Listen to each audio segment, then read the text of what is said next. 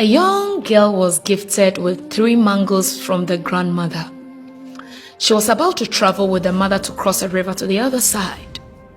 And so the mother had an empty basket and said, "Give me these mangoes, let me keep them for you before you lose them, because your hands are so tiny that they can't hold on to these mangoes during this journey."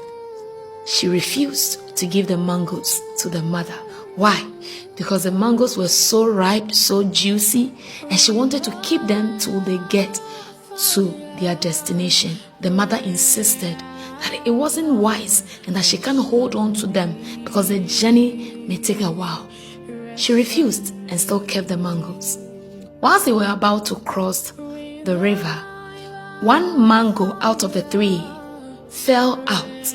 In an attempt to hold on to the one that was falling out, she ended up leaving the other 2. So at the end of the day, she lost the 3. They all fell into the water.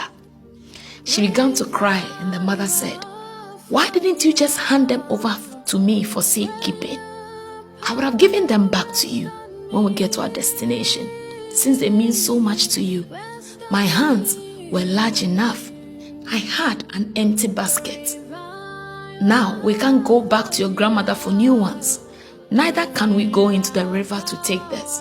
So we must go to this place with your empty hands." I pondered over this word for a while. Most time, things that mean so much to us, we keep them to ourselves. We don't surrender it to God. And so there are certain things that we talk to God about it.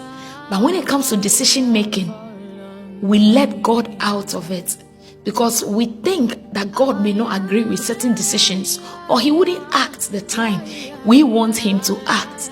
Or most importantly, these are personal things that, we can't bring God into it, especially when it comes to sex, marriages, relationship, and things that are very intimate, because we want to hold on to it, because they are very juicy, because they are little pleasures that we want to keep to ourselves. Everything that means so much to us, especially our aspirations, our dreams, and what we want in life, are placed inside us by this God.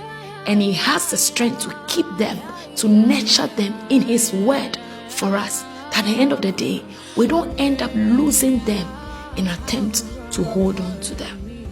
Surrender is simply submitting to authority. I pray for you that this month you will learn to submit to the totality of the control of God in your life. You are blessed in Jesus' name. Amen.